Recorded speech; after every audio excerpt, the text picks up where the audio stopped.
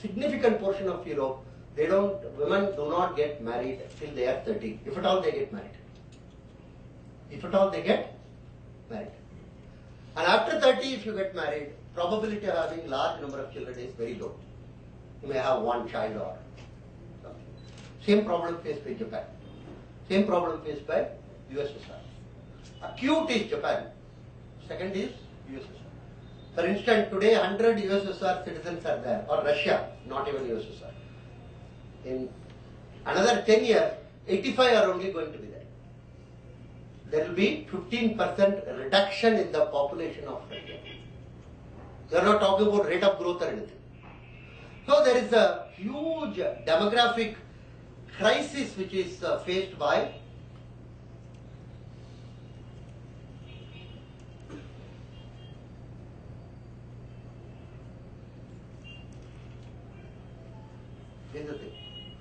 Europe used to have 20% of the global population in First World War. You won't even believe it. One-fifth, that is 1 out of 5 fellows were European. Today it is around 10%. And in another 20 years it is expected to become 2%. Europe is disappearing from the map of the world. Literally. In terms of its... of course, one good thing is my grandson need not have to mug up. Budapest is the capital of Hungary, Oslo is the capital of Norway. The fellow won't even know what is the capital of Karnataka or Tamil Nadu. The fellow has to, all that Volga river and all that is gone. Europe is finished. I can tell you that. Why this? Because this is not easy to reverse. This is what is called in the literature post-contraceptive reduction in population. It is out of choice, not out of any external pressure. Because some people stupidly argue 16th century Europe had a huge reduction due to plague, for instance.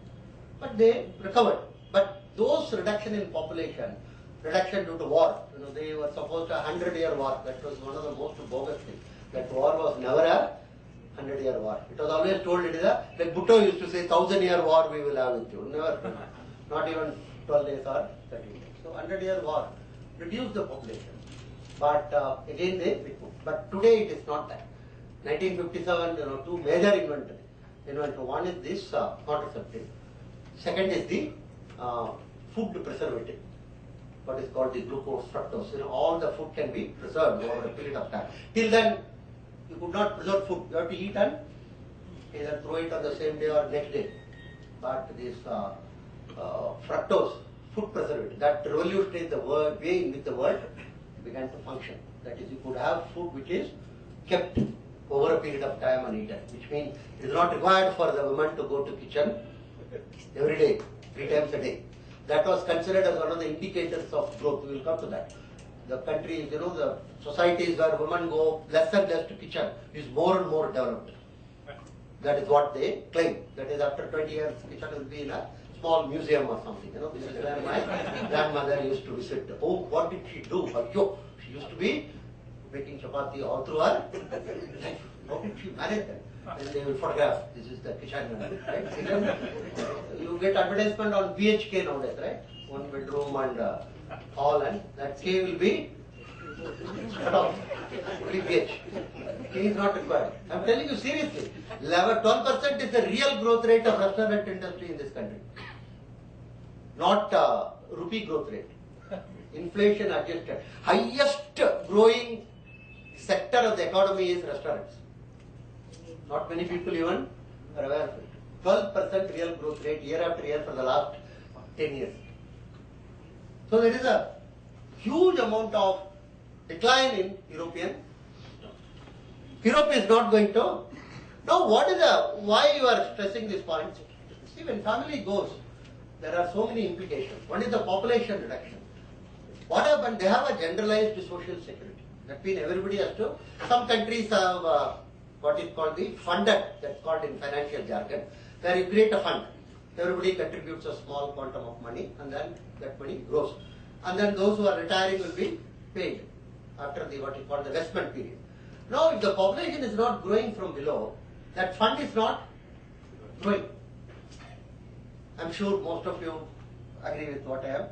So it's not growing and people are living also longer. The life expectancy at 60 used to be what? In those days, it was something on the order of 67 in the 50s. Then these actuarial estimates were made another. Today, life expectancy in most of the European country at 60 is 85. Between 25 years more, they have to be paid their pension. You may be shocked, but in finance they call it as longevity risk. The longer you live, it's a greater risk for the pension provider. Pension fellow want you to die tomorrow, kindly remember that. Whereas the insurance fellow want you to live permanently. And the same company gives both the products. So, one fellow hoping you die, another fellow hoping you live. So there is and some countries don't have the funded pension. They have what is known as the unfunded, that is taken out of the taxes. Again, if population is not growing from below, your ability to collect taxes is also not much. So you are not able to meet the obligation of people who are living very long. 25 years is not a small period. And some countries like France, the people post-retirement they live longer than pre-retirement. It's a very crisis type of a situation. So the demographic challenge is not having. The third is, what about this brown, what we call brown collar work? The sweepers, cleaners, people who have to clean the streets, remove plates from restaurants. These are all called brown collar work, lower than the blue collar work. And there is not anyone for that now. The white European is not available. So it has to be filled up by illegal migrants. Europe doesn't want them, but Europe requires them. So people from Somalia, people from Mauritania, Algeria, Sri Lanka, Bangladesh, India. For instance, Palmala, one of the largest dairy industry in Italy. That is something like our mother dairy, we call it. In Italy, it's all over the world, Europe, it is very famous and popular. That is run by people from Punjab. Not owned, run. That is, the cows have to be brought in the evening time and mechanical way of milking the cow. But even then, you have to have some people to stand there, and all are people from Punjab. All are illegal immigrants. None of them is legal. Everybody has paid that standard $6,000 to $10,000 if you pay. You have to go under the truck, hold it like this for 3 nights. They will take you to Europe and drop you. There is a huge amount of commission agents doing this work. So Europe has a huge problem in terms of getting this brown collar work done. And large number of these brown collar people belong to the what is called, we will come to that, religion of peace, or what is called Islam. They call themselves as religion of peace. The other religion, Christianity, call themselves religion of love. So in 2002, there was a riot in Britain. I was in Britain that time, Manchester teaching. They told Asians are rioting. So I wrote to BBC that why are you telling Asians are rioting? The Chinese are not rioting. Indians are, Jains are not rioting. Buddhists are not rioting. Sikhs are not rioting. Those who are rioting are from Pakistan and Mirpuri, what is called the Jammu and Kashmir one area, Mirpur Muslims. So why are you telling Asians are rioting? So BBC wrote me, Professor, the reason is we would like to represent people from the point in which they themselves consider. If you go around asking in those days at least, in the beginning of, end of 1999, 2000, large number of people in Britain from these parts, they used to identify themselves as Asians, not anymore. That's a different issue. So that time. So we represent people as how do they themselves perceive them. So that's why we use the terminology religion of peace and religion of love, because they perceive, they tell that they belong to religion of peace and religion of love. That's why we are using also the terminology following the BBC tradition in which who would like to be identified in that. So what is happening is large number of these illegal immigrants are all from these places where the Islam is the dominant one. So there is a unemployment increasing. So there is an anti-migrant feeling. Whenever unemployment increases in any part, you tend to blame the outsiders. It's a very standard thing all over the world. When there is a crisis in Maharashtra, Raj Thackeray will say it's the Biharis who are totally responsible for our plight. Like that, everywhere you tend to find a group to blame for your, the general economic. And when the economy is flourishing, you welcome all migrants because you want people to be part of the construction work, road laying work, and all that work you want outsiders to come and do it anyhow. So that is what is there. So Europe is sitting on a tinderbox. Huge amount of tinderbox. Now what is the structure of the crisis is like this. First the family crisis. If you look at US, it's true for Europe also. 50% of the children born is out of wedlock. Very important. Out of 100 children born, half of it is out of wedlock. What the New York Times call the illegitimacy has become new normal. That is the word used. New normal is the illegitimacy. My niece is in California. She says in a class of 60 after 10 years, there will be only 4 or 5 children who will be born within wedlock. And they will become an object of curiosity. You know your father, yes, or you know your father. The whole cycle is going to, because all 54 children do not know to whom they are. So these 4 will be, 5 or 6 will become a peculiar philosopher. So this is the, why? Because marriage itself has become a luxury good. Marriage is not anymore considered, and among blacks it is 75 to 80%. So that's why you have a huge category of single parent family. The single parent is a bogus terminology. It means single mother, not a single. There is very rarely there is a single father. All are men who have run away. It's a very massive crisis. That means the children have to be taken care of by the government. So what has happened in US as well as in Europe is the terminology Guru Murthy always used to tell me. So the terminology is families have been nationalized. Business is privatized. That is the crux of the crisis. Families are nationalized means what? All children have to be taken care by the state. All old people have to be taken care by the state. All single mother have to be taken care by the state. Government has become a maa baap ka sarkar. Why it has happened? Because 40 years they have created a society based only on the rights. There is a 4-letter word, duty has been forgotten. Everybody has got only rights. Animal rights, woman rights, this right, that right. The other day I was traveling with a cabinet minister from my state.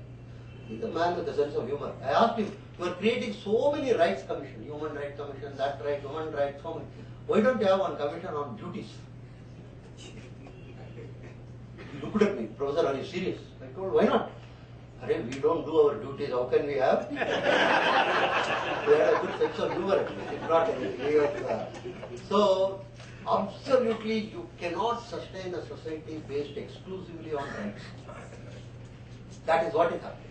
And that is what we are also imitating. Because our word dharma is very, very fascinating word actually. If you analyze it, it means both rights and duties.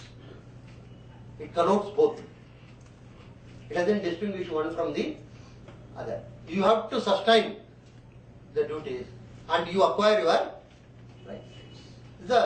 So marriage is such a. Second is, in UK, I think year before last year, you might have been reading newspaper, I am very confident, you will recollect. 1 week, the kids were rioting on the streets of UK. Everything was looted. Television, cell phones, and only one shop in Manchester was left without touched. That was a bookshop. That is how the children are. So the head of the Church of England, of course, the head of the Church of England technically is the Queen of England, but the Anglican Church chief told that he was very, very caustic. He told the sovereignty of the family has been lost in UK. What he means is, it's not anymore possible for the parents to tell their children, don't go to the street and riot. That's not possible anymore. Why? Because there are more households with TVs than fathers. Today, it's the statistics they found out. There are less and less number of households who claim to have a father. Whether one likes it or not, all over the world, society has evolved so far, it could change in the future. Father is considered as a disciplining authority. Actually, father is used by the mother many times to discipline. If Appa comes a little, as if he is child after all, child doesn't know who is really in control. Child still thinks, when Appa comes, I will tell, child believes that, he's a small boy. So sometimes you can, all over the world I am telling, this is the system actually. Now when father is not there, or that means the sovereignty of the family is completely lost. And that is the major crisis there. And of course, due to that, associated issues, for instance, 1/4 of every US girl has been found to have sexual diseases. Young girls in the age group of 16 to 24. That's what youth is defined in Europe and US. Youth means 16 to 24. Not like here, where 45 also you are a youth. 62 also I am told in Tamil Nadu one fellow is youth. I am also youth, right? All are youth here. Right? Actually, if I always wonder, if 40 is youth, 20 is yet to be born, right? Actually, we have a large number of people who are yet to be born, actually. So that is a very dangerous thing. So associated with that, because of lack of sovereignty of the family, skill formations are getting damaged. So we have in Spain approximately 50% is the unemployment rate among youth. Not a joke. And Greece it is 50, Portugal 40, Britain it is becoming 30. It's a huge mass of young people without jobs. Now the question is why? Because last 10 to 15 years, skill formations are not taking place. Equivalent to our industrial training institute. People are not going there. Why? Because the family sovereignty is lost. Somebody has to tell them, you must go and acquire skills. As most of you would know in Europe as well as in US, post school, huge number of people